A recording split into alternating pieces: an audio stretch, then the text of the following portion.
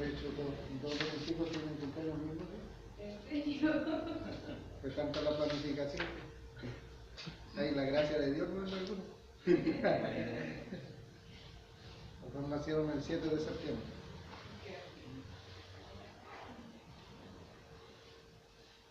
Vamos a comenzar entonces. Vamos a leer la escritura, tener un pequeño devocional. Voy a ver que abre la Biblia en Juan 3. No, 16 no. Vamos a leer del 22 al 30.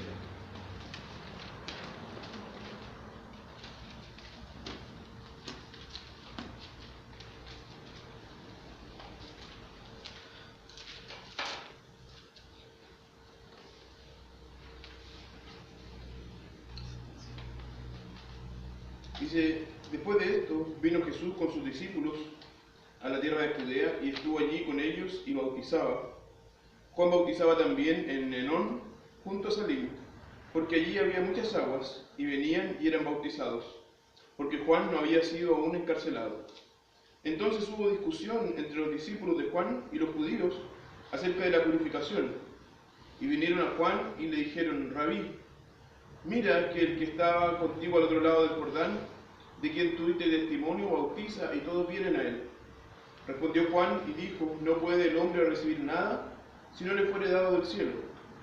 Vosotros mismos me sois testigos de que dije, yo no soy el Cristo, sino que soy enviado delante de él. El que tiene a la esposa es el esposo, mas el amigo del esposo que está a su lado y le oye, se goza grandemente de la voz del esposo. Así pues, mi gozo está cumplido. Es necesario que él crezca, pero que yo mengue. Entonces nosotros encontramos acá este relato después que Jesús fue bautizado, después él va al templo, mientras está ahí en Jerusalén, él tiene ese diálogo con Nicodemo que todos conocimos en el contexto de Juan 3:16. Pero después viene este evento donde los discípulos de Juan el Bautista se encuentran con un grupo de judíos, ¿sí? Y los judíos, acerca del bautismo. Discusión acerca del bautismo parece que viene hace harto tiempo. Y entonces llegan los discípulos de Juan el Bautista, llegan a él y parece que un poco celosos les dicen, oye, ¿sabes que en realidad todos se están yendo a bautizar con Jesús? Por aquel que tú diste testimonio antes. Está bajando nuestro rating. Y ahora están viniendo a bautizarse con nosotros. El ministerio de Juan el Bautista fue exitoso. Él era conocido, de hecho, por la persona más importante de su tiempo, él era conocido, ¿sí? Por eso lo mataron.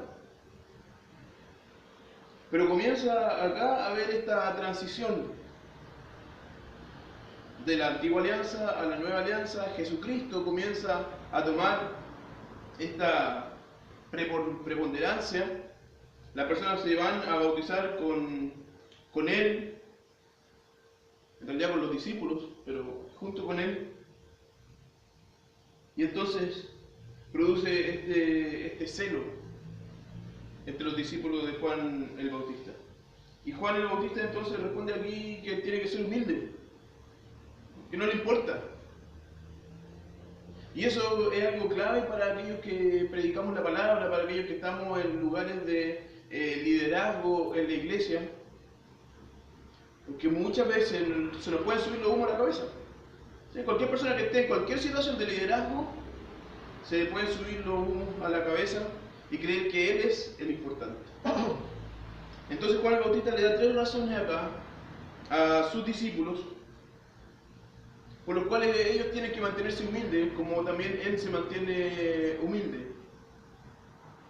El primero es la soberanía de Dios. El versículo 27 dice, no puede el hombre recibir nada si no le fuere dado del cielo. O sea, nada de lo que yo tengo, nada de mi ministerio, es mío por mis propios méritos, por mis propias capacidades. Lo que nosotros hemos hecho hasta acá, le dice Juan el Bautista, nos ha sido dado por Dios. Y en el momento que Él quiera que nosotros no tengamos más, este ministerio no lo vamos a tener. Porque depende solamente de Dios. Y eso nos ayuda a que nosotros nos pongamos humildes. Porque yo puedo continuar con las mismas capacidades toda mi vida. Pero si Dios no quiere, aunque yo tenga las capacidades, el ministerio no va a ser fructífero. No van a haber conversiones, las iglesias no van a ser grandes. Porque al final no depende de mis capacidades, depende de lo que Dios me dé. Segundo lugar, un reconocimiento de lo que verdaderamente somos. Cuando Juan el Bautista había dado testimonio acerca de Jesús antes, el capítulo 2, o el capítulo 1 en verdad, cuando habían llegado los judíos a preguntarle si Él era el Cristo, Él había dicho, yo no soy. Es otro. Y entonces aquí dice el versículo 28, vosotros mismos me sois testigos de que yo dije, yo no soy el Cristo, sino que yo soy enviado delante de Él. Un correcto pensamiento de uno mismo y del ministerio que uno cumple. Yo no soy el Cristo, yo no soy el prometido, yo no soy el importante. Yo solamente soy alguien enviado. Si nosotros entendemos que nosotros no somos el importante, sino que somos solamente enviados de Él, también vamos a estar en el lugar que nos corresponde. Y lo tercero que dice Juan el Bautista, y aquí lo hace una ilustración, vamos a ver luego la importancia de las ilustraciones. Dice, el que tiene la esposa es el esposo, más el amigo del esposo que está a su lado y le oye, se goza grandemente de la voz del esposo. Así pues, mi gozo está cumplido. Es necesario que él crezca, pero que yo mengue. En el matrimonio, el amigo del esposo es el que podía llevar a la novia, cuidar de la novia, pero al final su alegría estaba en que ella se casara con el amigo.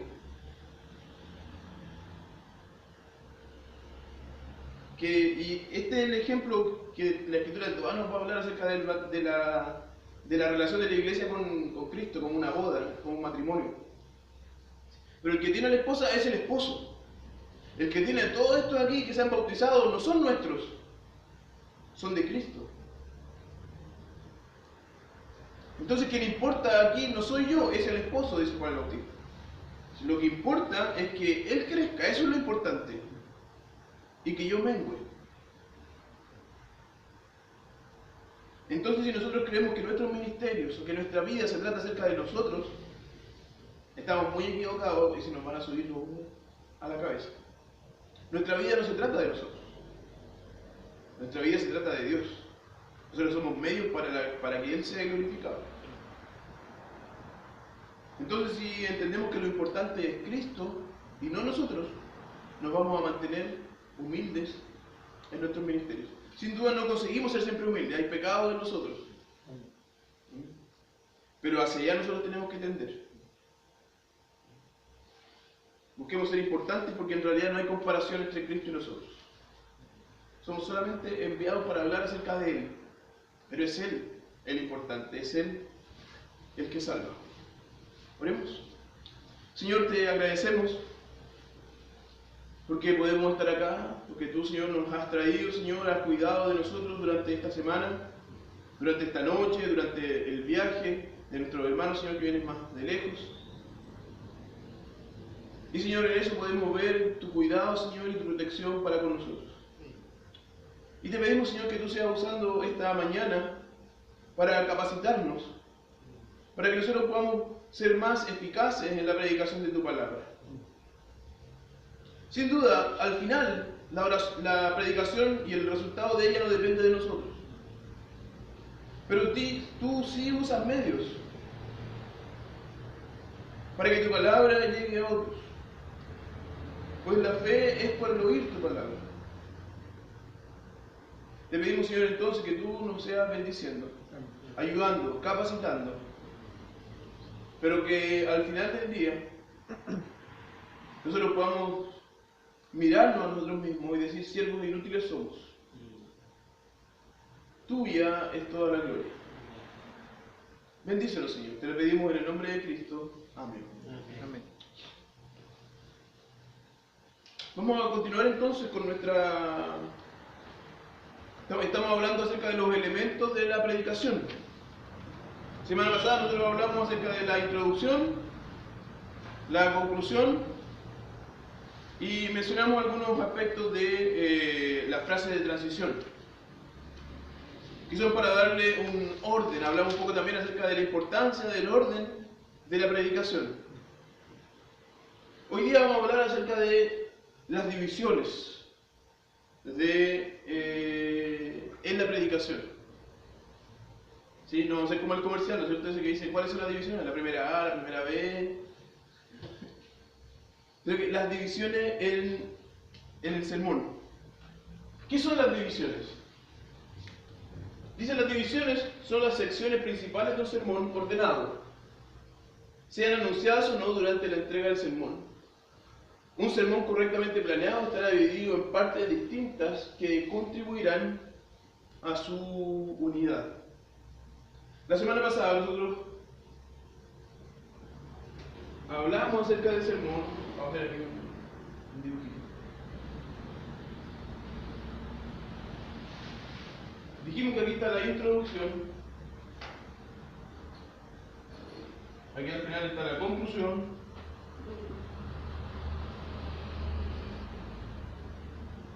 Hoy día vamos a hablar acerca de esto que está aquí. El desarrollo.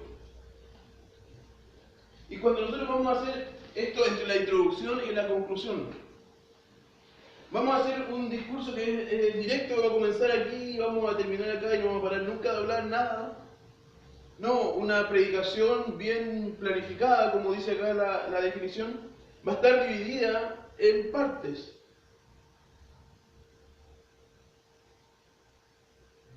Y que estas partes nos van a ayudar a que el tema... ¿Se acuerdan que la semana pasada también hablamos acerca del tema? A que el tema esté bien desarrollado durante toda la predicación.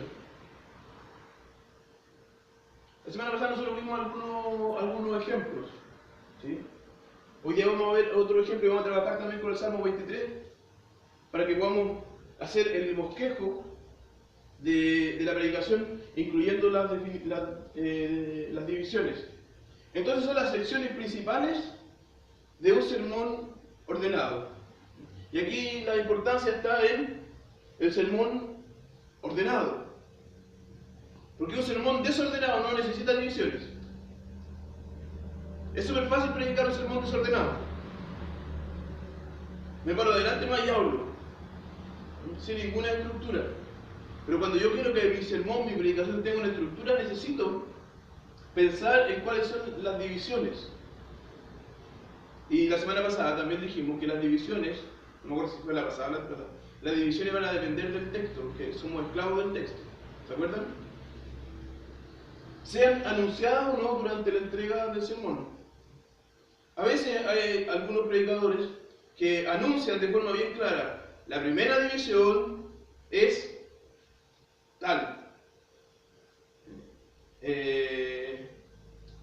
Las virtudes del pastor, cuando luego vamos a hablar acerca del Salmo 23. La primera división son las virtudes del pastor. La segunda división son los beneficios del pastor para las ovejas. Y el tercer punto, la tercera división, el futuro de las ovejas. Pero otras veces no son anunciadas así. El pastor va nomás y predica. El que está atento a la predicación consigue entenderlas. A veces se mencionan todas al final. Pero sean anunciadas o no durante la entrega del sermón, un sermón correctamente planeado está dividido en partes que van a contribuir a la unidad de la predicación y a la unidad del tema. ¿Se acuerdan cuando hablamos del Salmo 110? El tema, oficios de Jesucristo, o del Señor de David. El primer oficio es que Él es rey. El segundo oficio es que Él es sacerdote. Sí, ahí hay también una unidad en la predicación. O no puede ser, por ejemplo, el primer punto, Jesús es el Rey. Segundo punto, a las ovejas nada les falta. Ahí hay una discontinuidad o no hay unidad en la predicación. Nosotros tenemos que estar buscando siempre que las divisiones le contribuyan a la unidad de la predicación.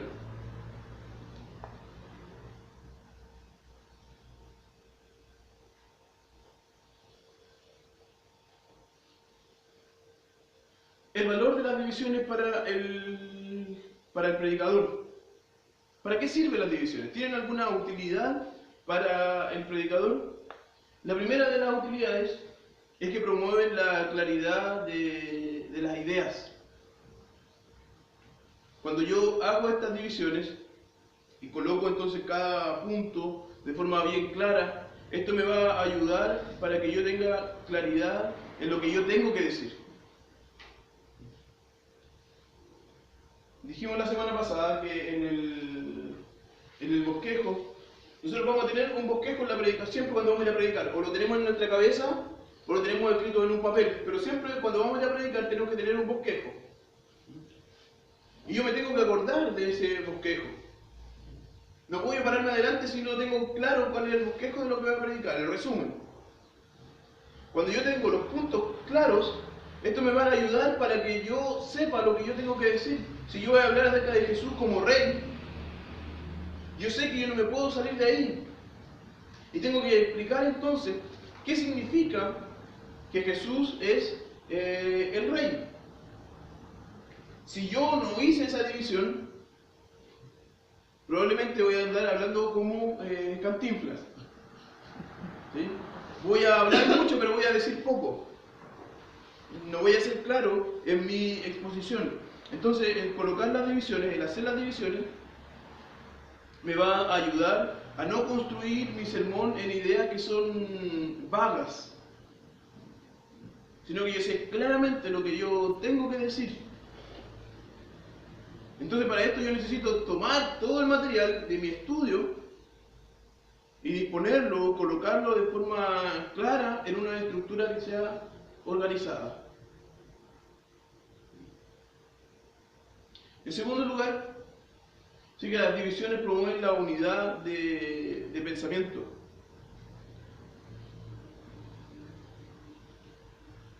Yo sé qué es lo que voy a predicar. ¿Sí? Después de todo mi estudio, yo sé qué es lo que voy a predicar. Mis divisiones me van a ayudar para que yo siga esta unidad, este tema que yo voy a predicar.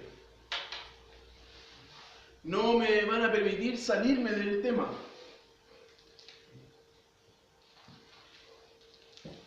¿Alguno ya ha predicado así delante de congregación? ¿Sí? ¿O delante de un grupo? ¿Sí? ¿Saben que uno siempre se pone nervioso? ¿Sí? No importa cuántos años se predique, siempre uno se pone nervioso. Y una de las cosas que nos produce o que nos provoca cuando nosotros estamos nerviosos es que viene cualquier cosa a nuestra mente y yo la sigo. Y la sigo y voy y camino y después cuando yo me doy cuenta ya estoy bien lejos del camino que yo había trazado al principio. Cuando yo tengo en mi mente claro cuáles son las divisiones, yo sé hasta dónde puedo seguir y si yo tengo que ir para seguir ese pensamiento que viene a mi cabeza o no. Si yo no tengo la división clara, si yo no tengo la estructura clara, no sé si puedo avanzar para allá o no. Entonces, tener las divisiones claras me van a promover, o me van a ayudar a promover la unidad del pensamiento.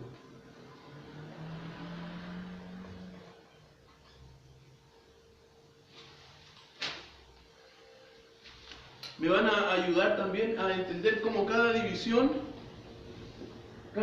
de estas se relaciona con el tema. Porque todas se tienen que relacionar con el tema. Todo lo que yo voy a predicar se relaciona con el tema. Si yo no tengo la estructura y no tengo las divisiones claras, el tema muchas veces se queda solamente en la proposición al principio. Hoy día vamos a hablar acerca de esto, pero terminamos hablando acerca de otra cosa. Eso es porque la estructura no estaba clara desde el principio. Algunos pueden decir, no, es la obra del Espíritu Santo. Muchas veces suena más a chiva que verdadera obra del Espíritu Santo. El Espíritu Santo me va a ayudar, dijimos la primera semana que estuvimos, me va a ayudar para que yo pueda comprender bien el texto, me va a guiar para que yo pueda exponer fielmente el texto. Pero para hacer cantinflas no es el Espíritu Santo quien me ayuda.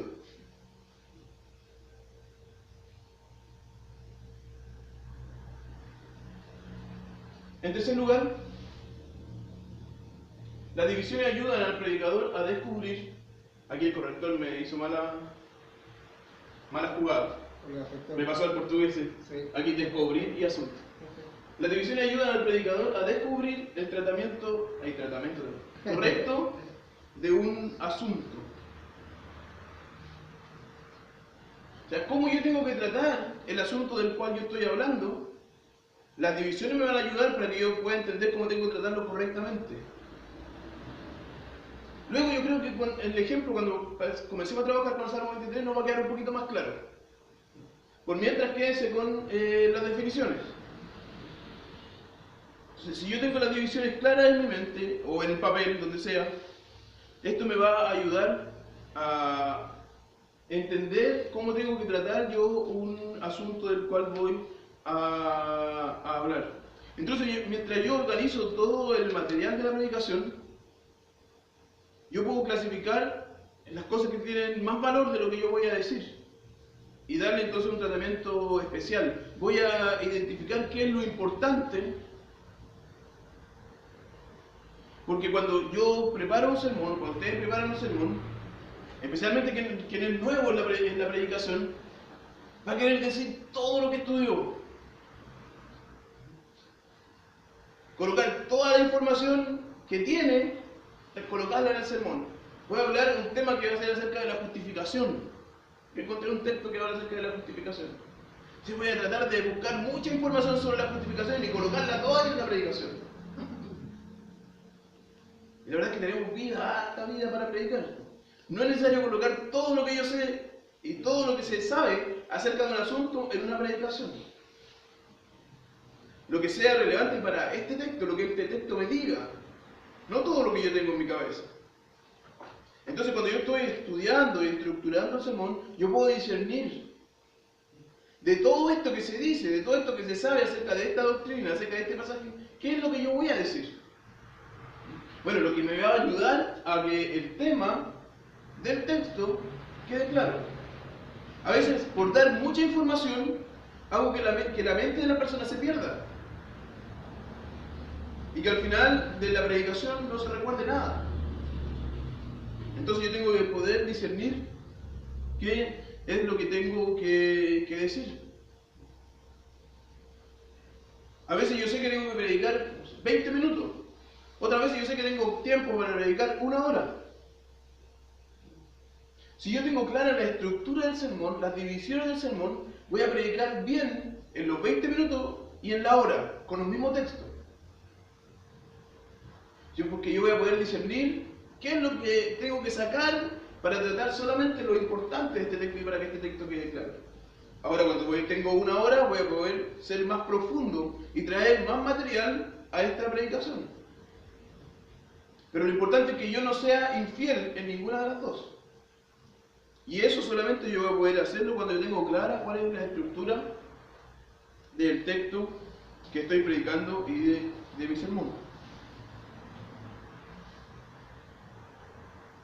En cuarto lugar, dice, las divisiones ayudan al predicador a recordar los puntos principales del sermón.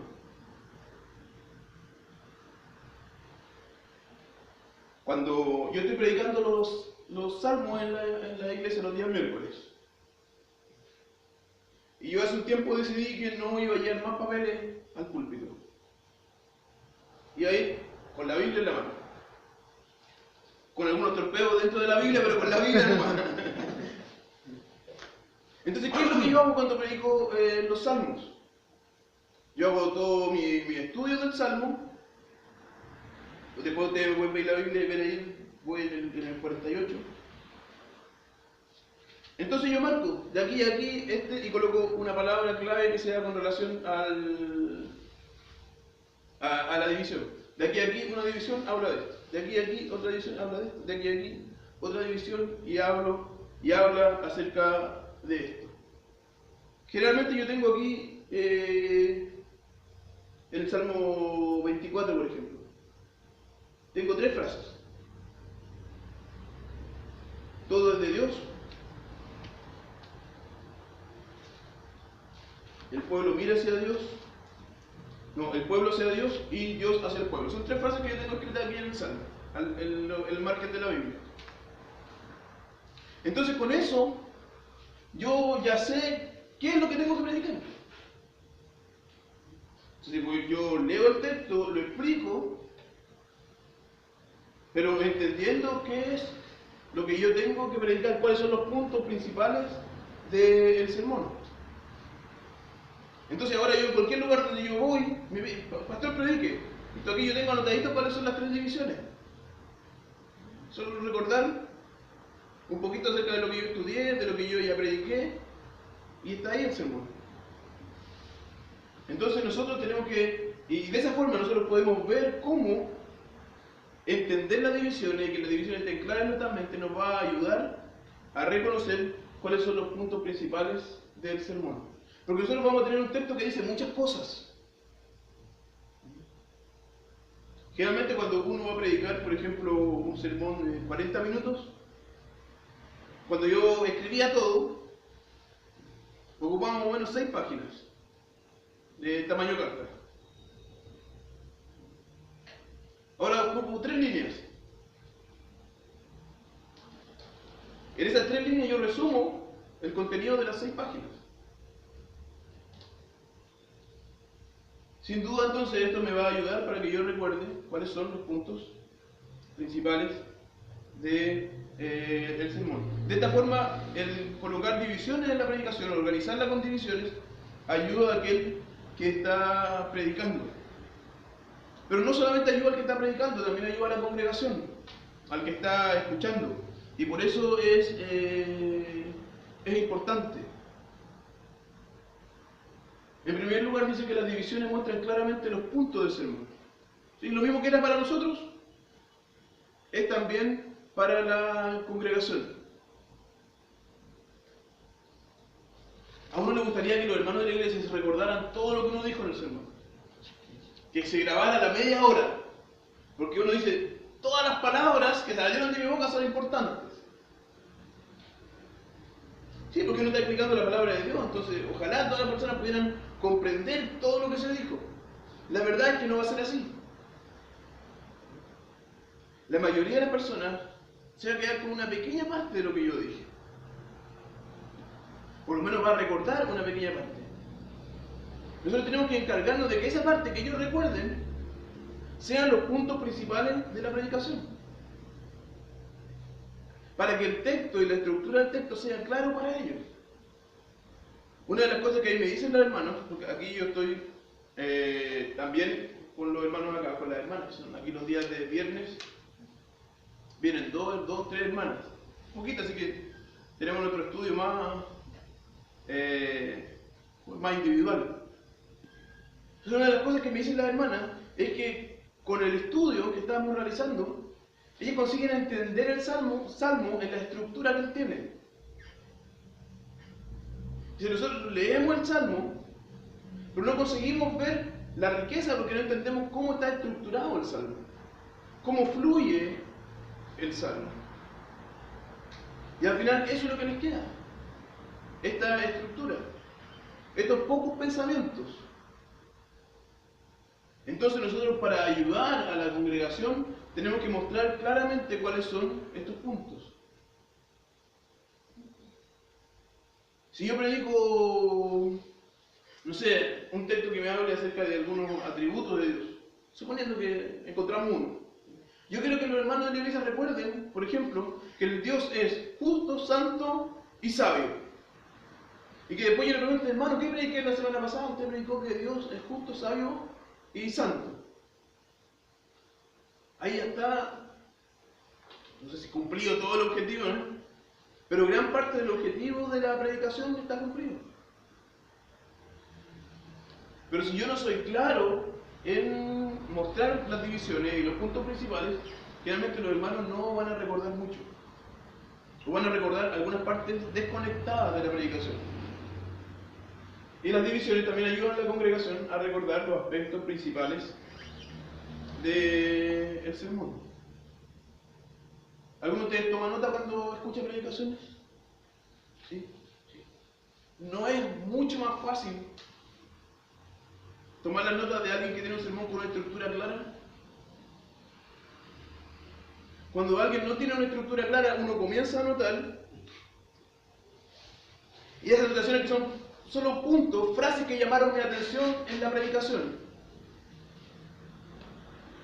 Pero uno después lee, ¿de qué predicó? ¿Cuál fue el tema? Ahí no me quedó tan claro. Predicó acerca de esto, dijo esto, pero ¿de qué predicó? ¿Cuál fue el tema? No sé. Dejar claras las divisiones ayuda a que los hermanos puedan recordar cuáles son los aspectos principales de este sermón.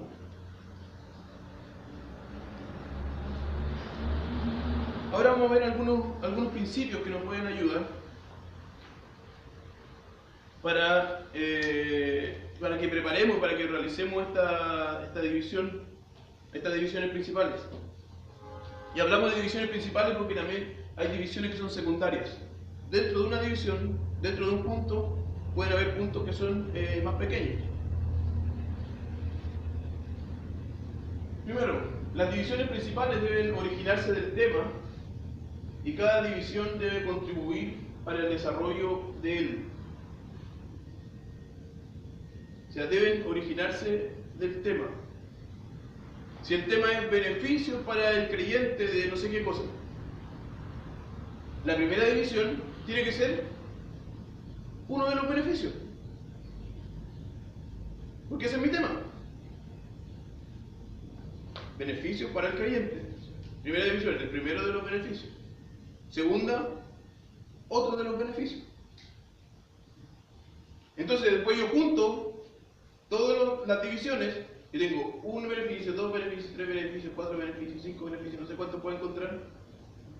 Entonces el tema eran los beneficios para el creyente. Entonces tienen que fluir desde el tema y contribuir para el desarrollo de este tema. Las divisiones principales deben ser totalmente distintas las unas de las otras.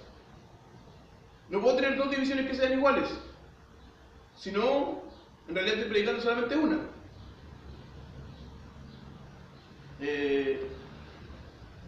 Acerca del reino de Dios, no puedo colocar, por ejemplo, las divisiones. El reino de Dios no tiene fin. Y luego la siguiente, el reino de Dios es para siempre. Estoy repitiendo nomás la misma división. Por lo tanto, cada división debe ser distinta una de la otra. Las divisiones principales deben estar dispuestas en forma progresiva.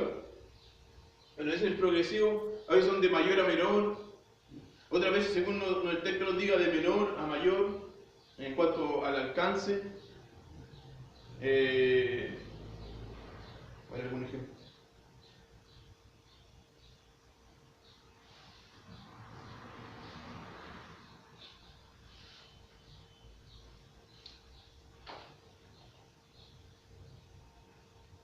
No se me ocurre un ejemplo. Luego lo vamos a ver en la práctica.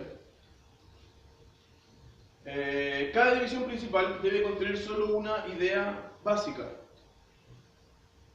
Por ejemplo, en el Salmo 110 yo no podía hacer una división. Jesús es rey y sacerdote. Son dos ideas distintas. Entonces, primera división, Jesús es rey, y la segunda, Jesús es sacerdote. Si no, voy a perder la idea. El número de divisiones principales debe ser el menor posible. Eso también es importante. Una vez Mark Driscoll predicó un sermón que tenía como 25 divisiones. La pregunta es cuáles eran, nadie sabe. No, el número debe ser el menor posible, cosa de que nosotros no cortemos ideas. Y finalmente, las divisiones principales deben poseer una estructura paralela. ¿Se acuerdan? La semana pasada lo vimos en el Salmo 110, que se repetía la estructura de la primera división con la segunda.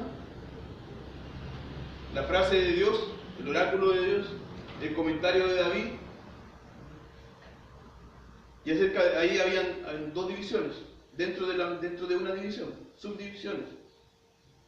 Y ahí nosotros vamos a ver más ratito en la segunda clase cómo se desarrollan esas subdivisiones de forma que haya paralelo entre una y otra. Lo vamos a ver de forma práctica ya ahora. Abra sus Biblias en el Salmo 23. Y le voy a dar unos minutitos para que puedan leerlo y tratar de ver cuáles son las divisiones de ese texto.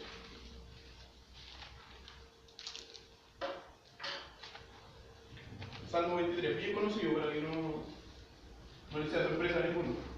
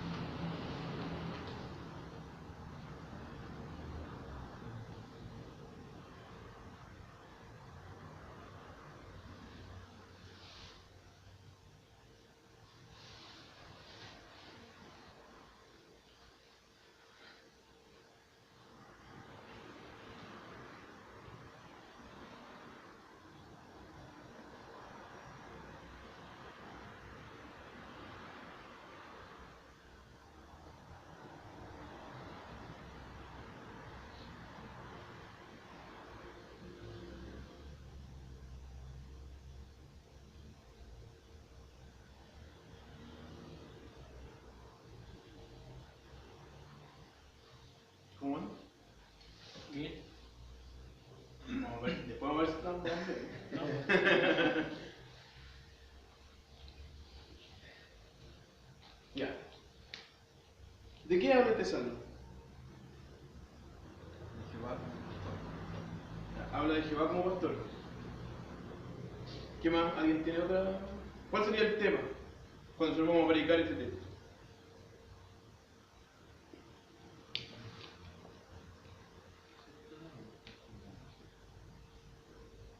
¿Se acuerdan que la semana pasada también dijimos cómo debían desarrollarse los temas? Algunas verdades, ¿no? Algunos beneficios, algunos fundamentos. ¿Cuál sería un tema para este salmo?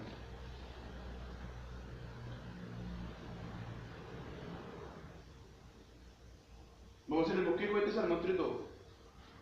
¿Podría hacer alguna labor del pastor? ¿Alguna labor del pastor?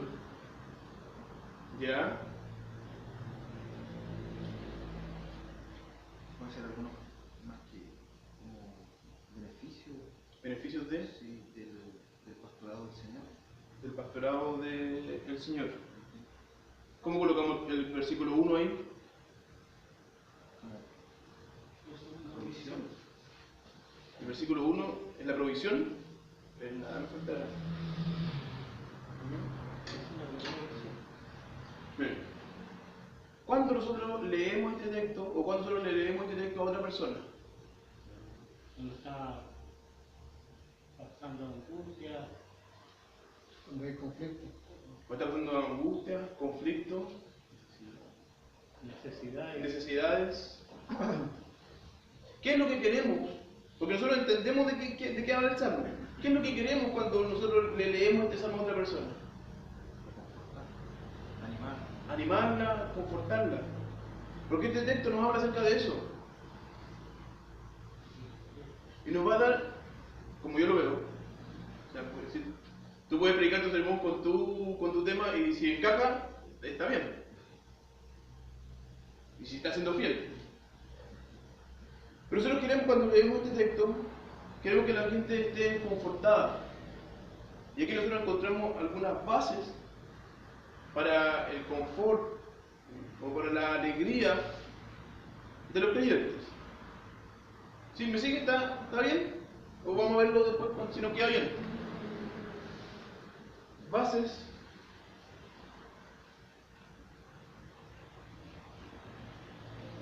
para la alegría de los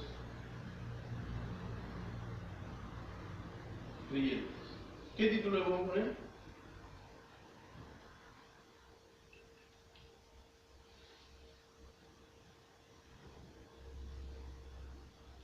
Algo que se relacione con que llame la atención del lenguaje del Salmo.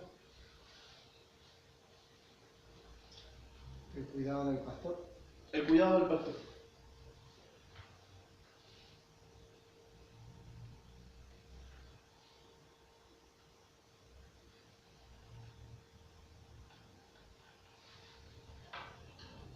Luego vamos a ir nosotros a la introducción. ¿Consiguieron buscar las divisiones en el texto? yo encontré 3. Tres, ¿cuáles? En el 1, ¿Ya? después del 2 al 5, ¿Ya? y después el 6, el 6 para unir otra división. ¿Ya? ¿Quién tiene otras divisiones? Versículo 1 al 4, ¿Ya? del 1 al 3, perdón, y el 4 y el 5 y el 6. Tres divisiones. Tres divisiones, el 1 al 3, el 4 y 5 El 6. y el 6. ¿Quién tiene otra? Yo el 1 al 2, El 1 al 2, el 3 el 3, y el 4 hasta el del 4 al 6. 6. Yo tomé mi pastor, después lo dividí, supiera que nada me faltará, eso está en el versículo 2. Después confortará mi alma, para mí lo implica del 3 al 4, y después una división de 5 al 6. Entonces sería 2, 3, Claro, 1, 2, ¿ya? 3, 4 Y 5 y 6. Ya, ¿cuáles serían? Me dijeron los números, no. ¿Cuáles serían cada uno de estas divisiones? Max, ¿hiciste alguna? No, la misma que del 1 al 3, ¿Del 1 al 3? 4 y 5 y 6. Ya. Democracia. Si fuera democracia, claro. Francisco. Francisco. Del 1 al 3 y después del 4 hasta la primera parte del 5 Ya. y después la segunda parte del 5 hasta el 6. Al 16. Si ven, son bien Variadas. variados. Pero la verdad, sí. Pero acá. ¿Por qué? O comencemos por allá. ¿Por qué tu división? ¿Cuáles serían los puntos? ¿Cómo tú los colocarías? En una frase cada punto. Una frase acá. Ujú. Primero el hecho de que nada me faltará y cómo se explica eso. En los delicados partos, un trabajo de reposo me comporta eso, que nada me va a faltar cuando esté mi pastor. Después comportará mi alma, eso implica que entonces cómo comportar mi alma guiando mi vida y dándome aliento y fuerza, ¿cómo se puede decir? Alentar mi vida, aunque ande en valle de sombra de muerte, me dará tanta confianza que no temeré ningún mal alguno, no temeré mal alguno. Y después para mí termina lo otro que es 5 y 6, no sé cómo. Y ese, claro, y 5 y 6, ¿cómo los colocáis?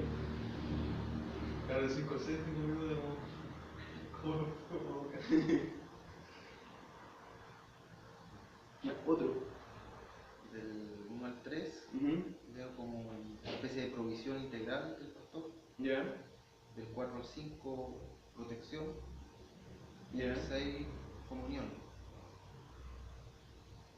Comunión. ¿Dónde salió? ¿Comunión con quién? ¿Con quién? Hay que Bueno, la verdad es que el versículo 6 está un poco difícil, pero... ¿Y por qué el 5, comunión? no, ¿El de 5 y 6? No, ¿Comunión? no. 4 y 5, protección. Ah, ya. Y solamente el 6, en realidad no lo tengo tan claro, pero me da la impresión que está como comunión, como seguridad. Recuerden que tiene que fluir del tema. ¿Recuerdan que tenía que fluir de su tema? El 6, más que nada, la certeza de que el pastor es así por siempre. Ya. Bueno, el 1 es porque con Jehová nada me falta, ¿ya? Como pastor, nada me falta. Del 2 al 5, la forma en cómo esto, de que con Jesús nada me falta. Y al 6, que esto es para toda la vida, de que Jesús, mi pastor, esto es para toda la vida y que incluso para siempre. Por eso yo lo divido en estas 3 partes.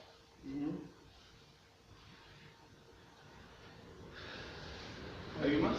Yo le puse el cuidado del pastor porque me separé del 1 al 2 y lo veo como un cuidado del pastor en el área física. Ya.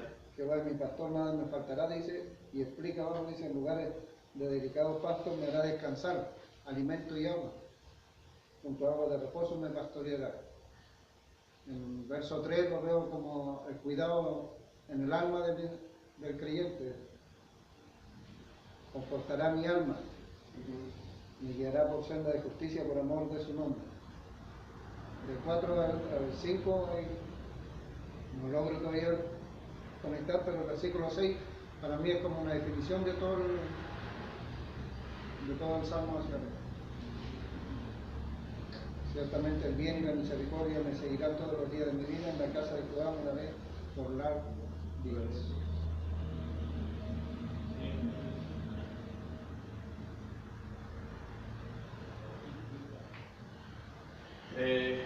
A ver, como yo lo tengo, como lo colocó ahí mi profe, como yo también lo veo. ¿Cuál es la primera base para la alegría? De ahí del Salmo. ¿Qué es lo primero que dice? Que Jehová es nuestro pastor. Que Jehová es mi pastor. ¿Qué es lo que me produce alegría entonces? Mi pastor. Entonces, el pastor ya es una base.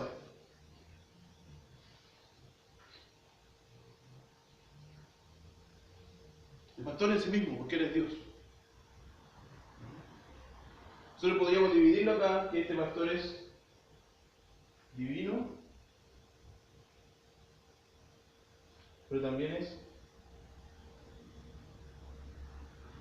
personal. No es el pastor del otro, es mi pastor. Y eso ya tiene que producirme, ya es un fundamento, una base para mi alegría. En segundo lugar, esto es el versículo 1, ¿no es cierto? La primera parte del 1a. En segundo lugar, nosotros podemos ver las provisiones del pastor. Si Luis lo vio bien,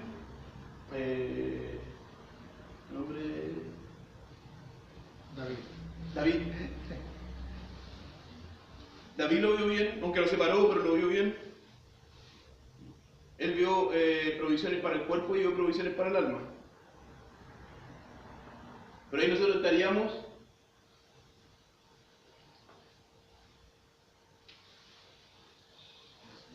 no cumpliendo de las menores posibles.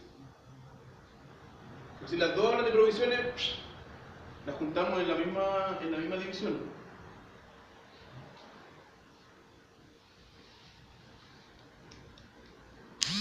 La provisión.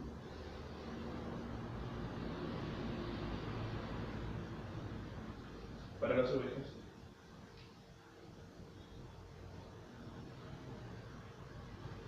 Cambiemos el tema mejor para la alegría de las ovejas para que no quede más.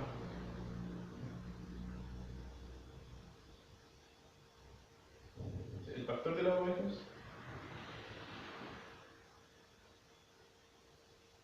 La provisión para las ovejas. ¿Cuáles son estas provisiones?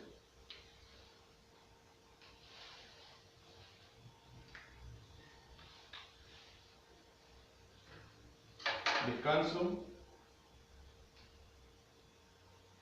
Reposo. Descanso y reposo puede ser lo mismo, ¿cierto? Sí, protección. Pero solo podemos ver acá en los verbos cuáles son las provisiones. Él me hará descansar, me pastoreará, confortará mi alma, me guiará, no temeré porque Él está conmigo, estará conmigo, me infundirá aliento. Este de aquí es que aderezas mesa delante de mí en presencia de mis angustiadores, es una validación. O sea, incluso delante de mis enemigos, tú vas a servirme la mesa y me vas a hacer un banquete para mí. Unge mi cabeza con aceite y mi copa está rebosando. Ungir la cabeza con aceite era simplemente no el ungir, sino que ungir era traer este refresco. Cuando alguien venía viajando, nosotros aquí le damos una Coca-Cola heladita, ¿no es cierto? En ese tiempo no existía, no había cómo hacer hielo, ni menos había sido inventada la bendición de la Coca-Cola. Pero ¿qué es lo que hacía con la persona que venía muerta de calor? Se le lavaba los pies y se le colocaba aceite en su cabeza. Y eso la refrescaba. Se produce este refresco, pero que no es miserable, no es apretado, sino que dice, mi copa está rebosando. O sea que es un refresco y un cuidado que es generoso. Entonces nosotros en este punto, donde vemos cuáles son las provisiones de Dios por la oveja, tenemos varias subdivisiones. ¿Sí? El descanso, el pastoreo, que está relacionado con el cuidado, el confort, la comodidad, guía el sendero.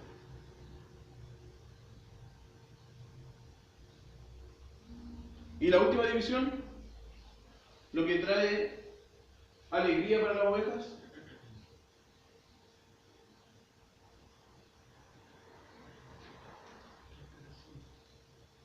es el futuro de las ovejas.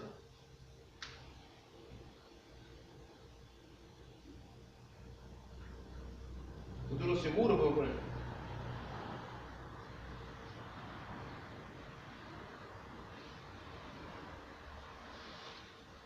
¿Qué nos dice acerca de este futuro? La misericordia me seguirá. Todos los días. Todos los días de Mi vida. y. En casa de Jehová moraré por largo. ¿Qué diferencia hay entre la primera frase o oración y la segunda?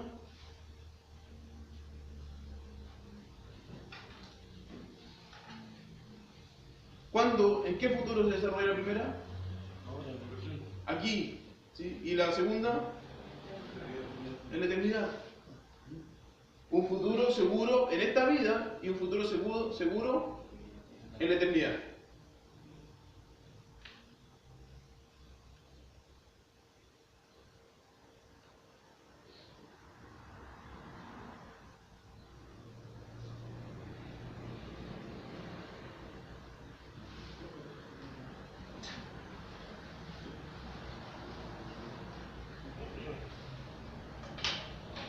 ¿Cuál podría ser nuestra introducción para nuestra predicación?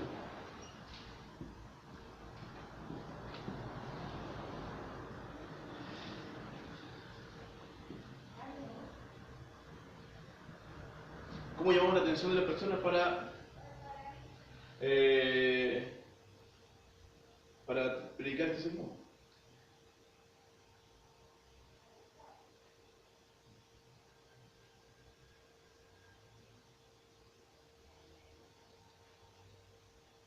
¿Cómo traemos la idea de que las ovejas somos nosotros? Y cómo este pastoreo de ovejas se relaciona con el cuidado de Dios con nosotros.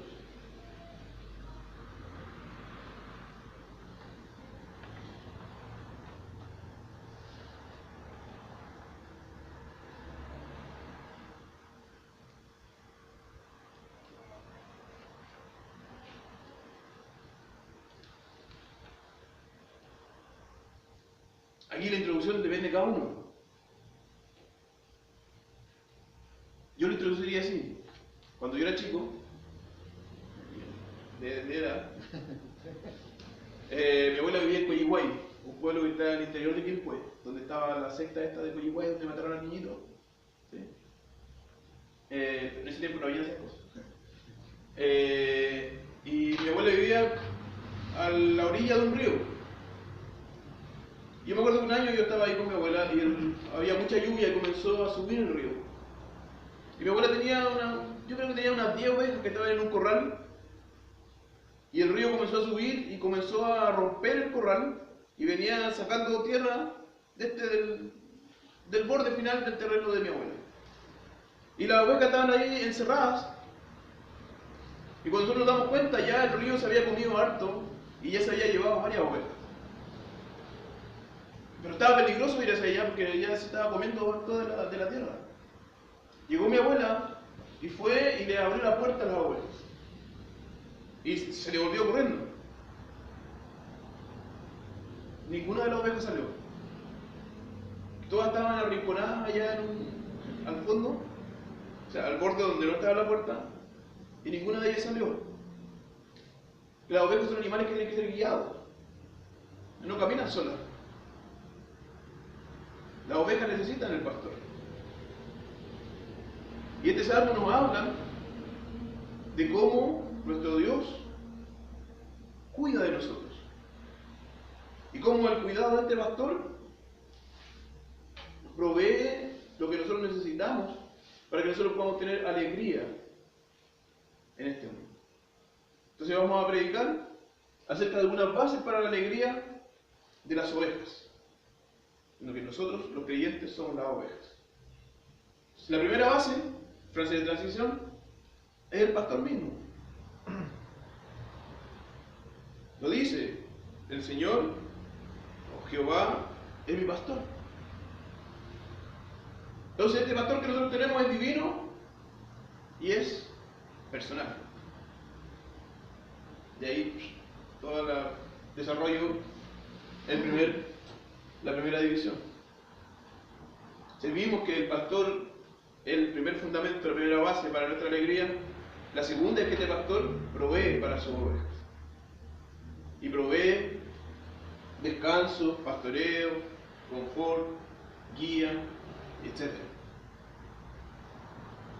Entonces, las bases son el pastor y su provisión, pero también nosotros podemos tener alegría porque este salmo nos habla acerca del futuro de la obra. Y nos dice que mientras nosotros estemos aquí en esta tierra, el bien y la misericordia de Dios nos van a seguir durante toda nuestra vida. No, a veces no entendemos cómo el bien y la misericordia actúan en nuestra vida, pero están ahí siempre. Pero más allá también en nuestra vida eterna. El Salmo nos dice que nosotros vamos a vivir en las casas de Jehová por largos días. El Señor Jesús nos dice que donde Él va hay muchas moradas. Y allá es donde nosotros vamos a vivir. ¿Cómo concluimos? ¿Alguna conclusión? Tengo que predicar el domingo, así que yo...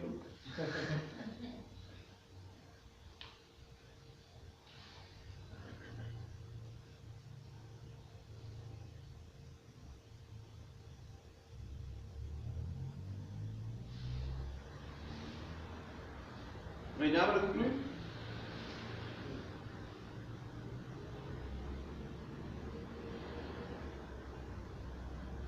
Quiero preguntarse de depositarse solamente en Cristo y tener certeza de que eso no vaya a mí.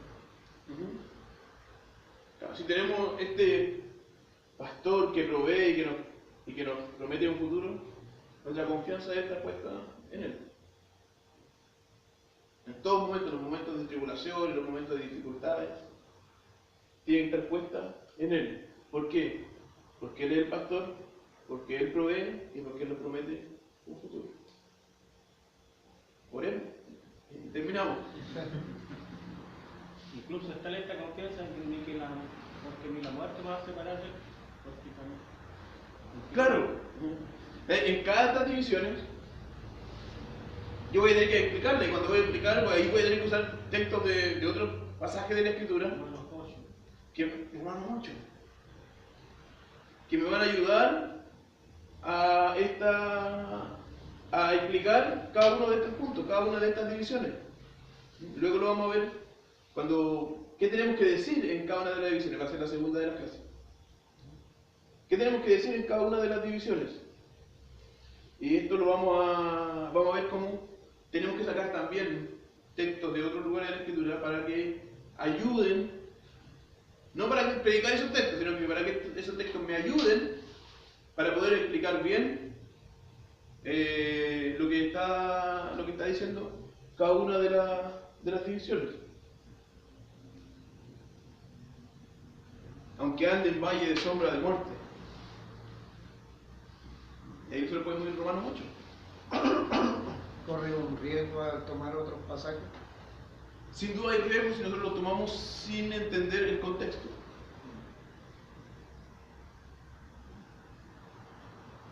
Por ejemplo, nosotros podemos sacar de aquí del Salmo, podemos sacar frases de contexto. Sí.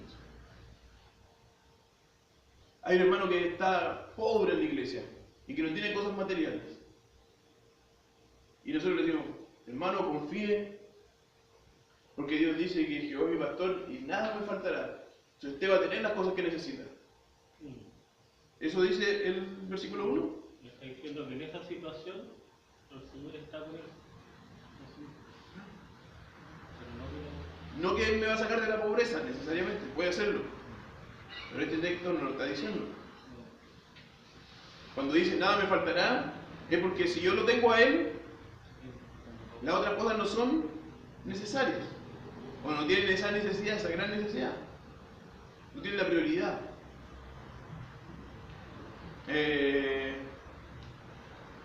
Y alguien para justificar eso podría decir también Filipenses 4:13.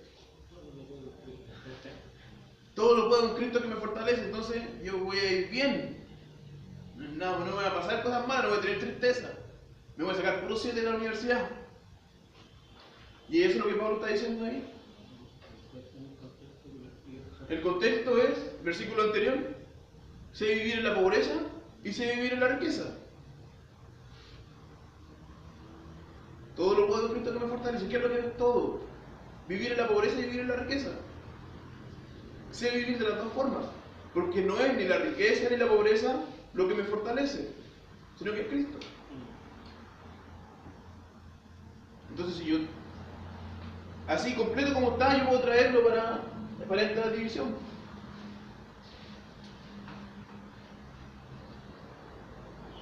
Lo que dijimos de Jesús, de las moradas, para hablar acerca del futuro, de la vida eterna. O también cuando el Señor Jesús dice que de lo que el Padre le dio, nada se perderá. Ninguno se perderá. La seguridad de la eternidad. Puedo ocupar ahí, no me acuerdo exactamente, pero cuando dice yo voy a preparar morada para ustedes, Claro. asegurar esto. En la casa de mi Padre hay muchas moradas. Si no las hubiera, como dice, no, os lo hubiera dicho. Yo voy pues, a preparar morada para ustedes. No es que Él vaya a construir moradas, sino que ya hay moradas.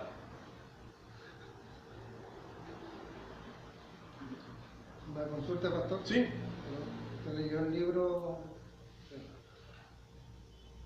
de la predicación expositiva de ¿Liefeld? Hegel? ¿Hegel? Sí. No lo leí completo todavía. Lo que pasa es que yo lo leí en una parte, no recuerdo muy bien, donde él hace un comentario sobre el ir a respaldarse con otros versículos. ¿Ya? ¿Y qué dice? Que no recuerdo muy bien, pero o no lo entendí bien cuando lo leí. Que lo andaba buscando. Porque él habla sobre la predicación ebria. ¿Ebria? Sí. Ya. Da a entender en el fondo de que un ebrio, por ejemplo, toma un poste y en base a ese poste se sujeta y se mueve para todos lados, pero el poste es su base. Y de repente algunos predicadores toman los pasajes de la escritura así, en vez de enfocarse en el pasaje en sí, Claro. toman pasajes de la escritura como para sujetarse y poder deslizarse en el fondo. Claro. Lo que estamos diciendo no es ir a apoyarse en los otros. Esto es lo que es el. Ese no. El Salmo 23 es el que nosotros queremos exponer. Pero sin duda, lo que dice el Salmo 23 no lo dice solo el Salmo 23. Y no es que yo vaya a buscar el apoyo en los otros. Yo voy a mostrar cómo la Biblia es una unidad. Y que lo que yo estoy diciendo no contradice los otros textos.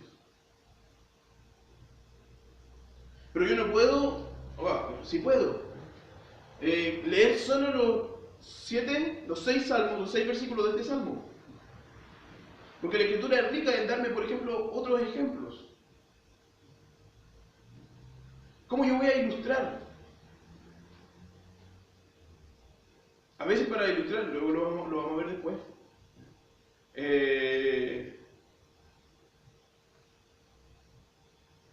Yo puedo imaginar cosas, puedo inventar historias, puedo a veces hablar cosas de lo que yo he visto, pero yo puedo ilustrar a veces muy bien usando ejemplos de la Escritura. Y entonces yo voy a otro lugar de la Escritura y saco esa ilustración para traerla a la predicación. Pero nuestra predicación no es de agarrar versículos de muchas partes y de todo eso sacar una sola lección. Eso lo dijimos la semana anterior, que sería como el sermón textual, ¿no es cierto? No es eso, no queremos sacar la enseñanza de todo lo que podamos nosotros pensar e imaginar. No, lo que nosotros queremos es explicar este texto, pero si hay algún otro versículo que viene en su contexto, me ayuda, yo lo puedo traer. No es basarme en todo lo demás, en esto, pero los otros me pueden ayudar un poco para que yo pueda dejar clara esa verdad.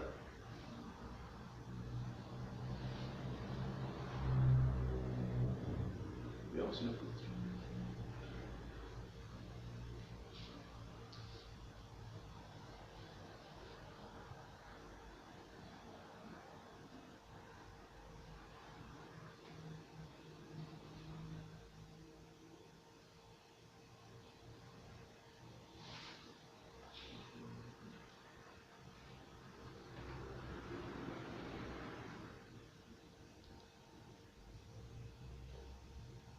Ebrio se escribe sin H, ¿no? Sí. La predicación ebria, la página 28. Sí.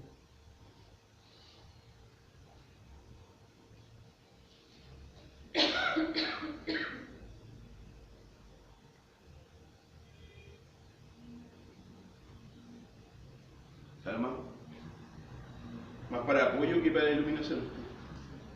Lo que está diciendo ahí es buscar apoyo para lo que uno dice en los textos de la Escritura. Yo tengo mi idea, entonces busco apoyo para mi idea. No, pero no es lo que estamos diciendo acá. No es simplemente yo buscar apoyo para mi idea, sino que es yo mostrar cómo lo mismo que dice acá, también lo dice en otros lugares de la Escritura. No se puede caer en ese error. Se podría, sí, sin duda hay mucho. Con cualquier texto, aunque nosotros nos quedemos solo con el Salmo 23, vamos a correr el mismo riesgo. Si nosotros vamos a acotar nuestro estudio al Salmo 23, este va a ser el foco de nuestro estudio, nos vamos a dedicar a estudiar. Si podemos buscar en qué contexto, el Salmo 23 no tiene casi nada de contexto. No sabemos en qué momento se escribió, no sabemos si hay relación con el 22, con el 24, no se ve mucha relación. Entonces lo vemos así, ni siquiera después citado en el Nuevo Testamento, tampoco hay mucha citación, creo que no hay ninguna, que yo me acuerde.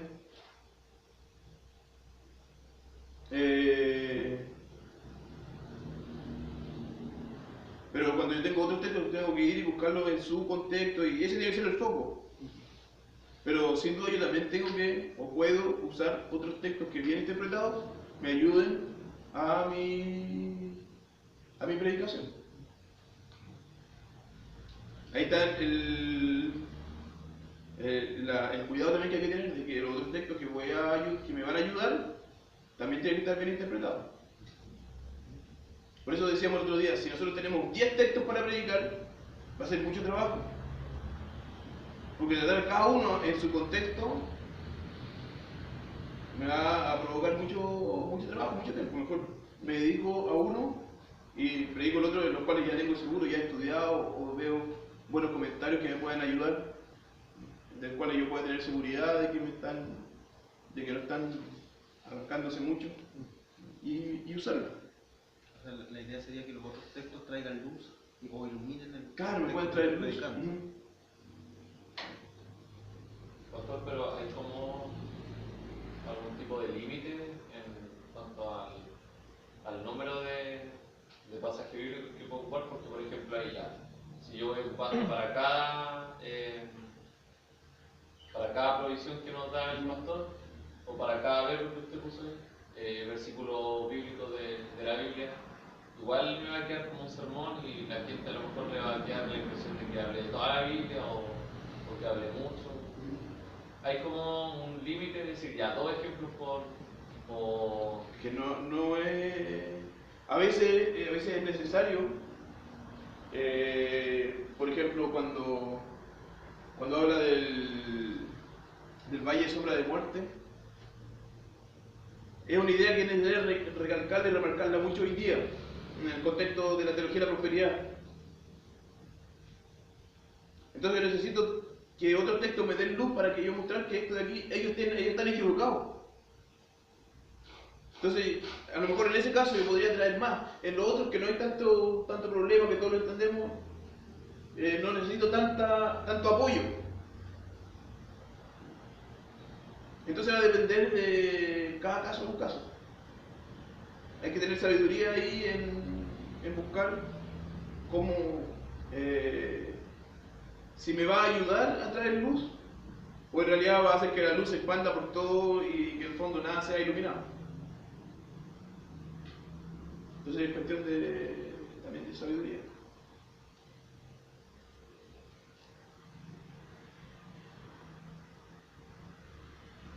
¿Alguna pregunta? ¿Comentario? No. Ya vamos a pasar entonces al cafecito.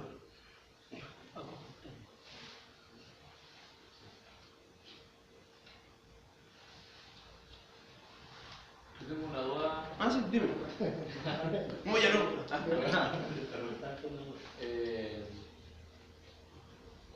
cuanto a, porque he escuchado como varias frases de predicadores igual que aconsejan hacerlo positivamente, que es necesario siempre mostrar a Cristo. Por ejemplo, con pasajes como los salmos del Antiguo Testamento, ¿cómo por ejemplo en este salmo nosotros vamos a mostrar a Cristo?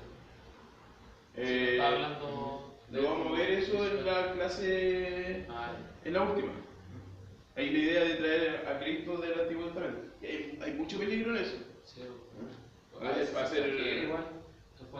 Claro, a veces podemos hacer esta... ¿Cómo se llama?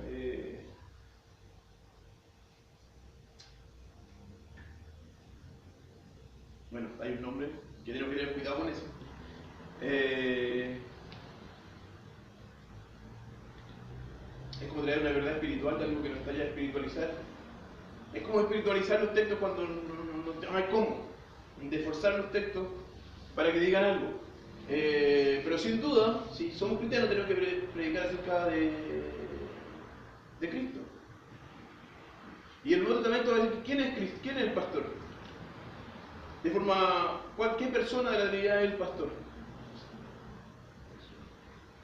Él va a llamar para sí el nombre del pastor.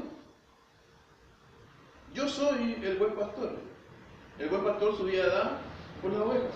Por lo tanto, cuando este salmo está hablando acerca del pastor, está hablando acerca de Jesús. Quiero que ahí no es forzar el texto para decir que el pastor es Jesús. Y que al final dependemos de Él.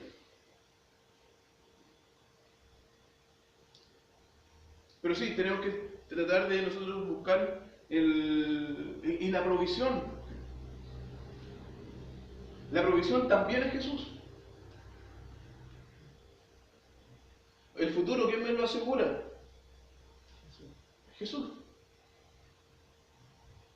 Entonces, a veces, bueno, lo vamos a ver cuando hablemos acerca de Jesús en el Antiguo Testamento, no es buscar la persona de Jesús allá, cómo Jesús estaba allá, sino que muchas veces como esto nos promete a Jesús, o como Jesús suple las necesidades que nos muestra el texto allá.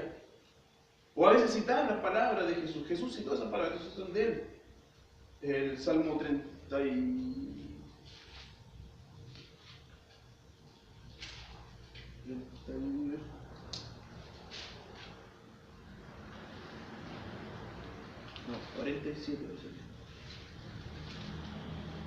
45.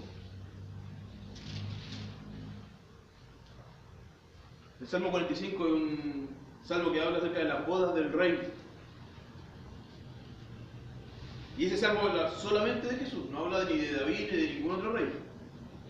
Porque el autor de Hebreos dice que una frase que aquí se atribuye, se dice acerca de este rey que se está casando.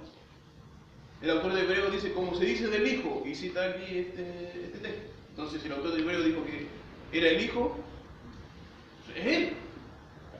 O el Salmo 110, que lo vimos la semana pasada también. Es un salmo que habla acerca de la persona de Cristo. Otros no van a hablar así, otros van a hablar acerca de David. Pero David es un tipo de Cristo, un representante de Cristo en el Antiguo Testamento. Abraham, y así nosotros tenemos que buscar cuáles son los tipos, cuáles son los representantes, cuáles son las necesidades, cuáles son las promesas, para que nosotros podamos entender cómo predicar a Cristo en ese texto. ¿Otra pregunta?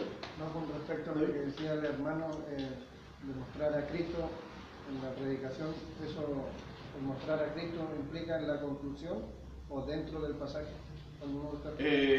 Puede ser la conclusión, puede ser también en la explicación del pasaje, a veces es necesario, en la misma explicación, por ejemplo el Salmo 45, en la explicación yo tengo que decir que es un salmo que habla acerca de él.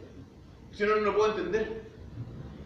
Aquí yo puedo entender todo esto y al final decir, bueno, pero al final esta base se resume en Jesucristo. Él es el pastor, Él es la provisión y Él es el que nos da la garantía del futuro. Entonces también depende de cada texto de cómo nosotros vamos a colocar, nosotros nos vamos a meter a Cristo, cómo nosotros vamos a sacar a Cristo desde este texto, cómo Él se muestra. Aparte de nombrar a Cristo, el nombrar, resumamos, la confianza en Él para salvación, ¿debe ir en cada sermón también? ¿O solamente aquellos que indiquen claramente que uno debe poner su confianza en Cristo para salvación?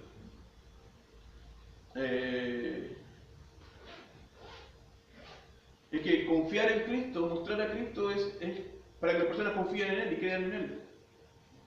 Es como nosotros vemos el libro, el Evangelio de Juan. No todos los párrafos dicen crean en Cristo para salvación. Pero cuando Él mostraba a Cristo, Él estaba mostrándolo para que la gente creyera en Cristo. Sin necesidad de decirle, usted tiene que creer. A veces se llama eso como la práctica de hacer apelos. No sé si apelos, ¿sí? No. En portugués se dice apelo, no sé cuál es. El llamado. Es necesario hacer el llamado en todas las predicaciones. Bueno, siempre hay un llamado de creer lo que se está diciendo. Y si estamos hablando acerca de Cristo, de creer en Cristo. Pero no, por ejemplo, termino la predicación y después hago el llamado sin importar lo que yo prediqué antes. Como el mismo texto él solo hace el llamado a creer y a obedecer. Entonces aquí si hay también un llamado que es implícito. Si yo no tengo al pastor, no tengo nada de esto. ¿Cómo? Corra al pastor. Claro, soy oveja sin pastor. Y ahí queda como la oveja de mi abuela que se fueron por el río. Se la llevó el río, ¿no? Entonces ahí también eso puede ir en la conclusión. Entonces ahí también cada sermón, cada predicación es distinta. Y está en nosotros tener la sabiduría. Hay una cuestión también de imaginación. En buscar cuál es la mejor forma de cumplir el propósito de la predicación. Y para eso no hay regla. Si no, nos quedarían todos los sermones cuadrados igualitos y en eso no hay regla para hacerlo. Y por eso tenemos que también orar tanto y buscar tanto la guía de Dios para la predicación. Ser guiado por el Espíritu. Ahí sí. Esa sí sería la guía del Espíritu. ¿Algo más? El otro día escuché, creo que es Spurgeon, decir que el tema a lo mejor no tiene que ver mucho con la escritura del sermón, pero sí con la predicación, que es típico que uno ora antes de orar, o sea, antes de predicar. Y a veces se le pide a otra persona que ore por uno o cosas así, y él decía que no, que uno tenía que hacer la oración también. ¿Qué opinan ustedes? ¿La misma persona que tiene que predicar necesariamente tiene que orar o no es así? No. Si la oración de la persona es tan válida como la mía. Yo trato de que si alguien oró, yo lo coordiné con la persona que estaba coordinando el culto y le pidió a otra persona que orara, yo lo oro de nuevo. Trato de no hacerlo, porque si yo lo hago, entonces como que, ¿sabes que la oración del hermano no valió? Esta es la que vale. Claro. Eso no tiene sentido. Yo trato de orar yo, pero no tampoco creo que sea regla, sino la multiforme gracia de Dios. Entre la oración sea bíblica. ¿Y qué vas a decir, Nay?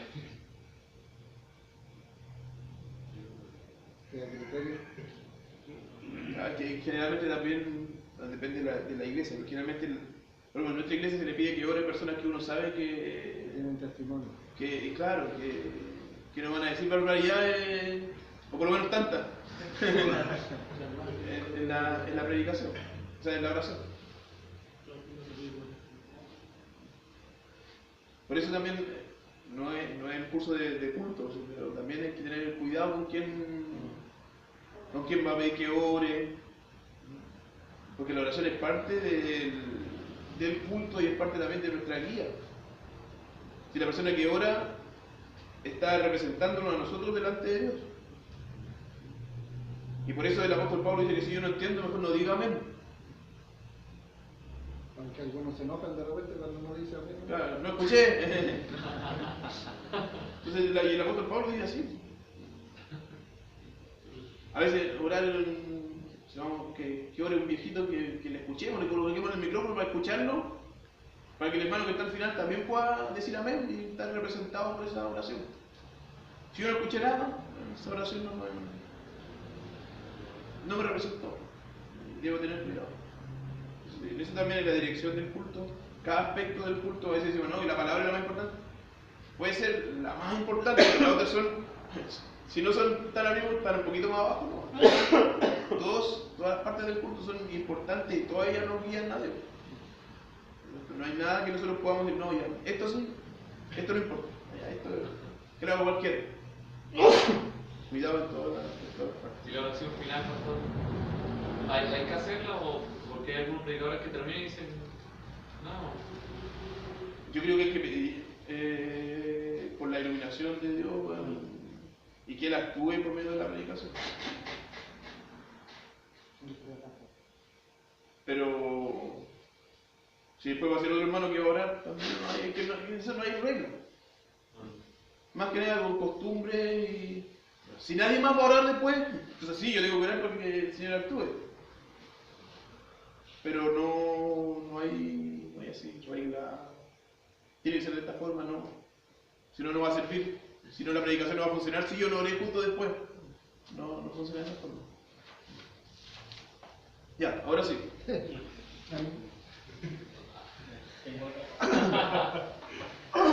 No hay más preguntas. ¿Con corbata o sin corbata?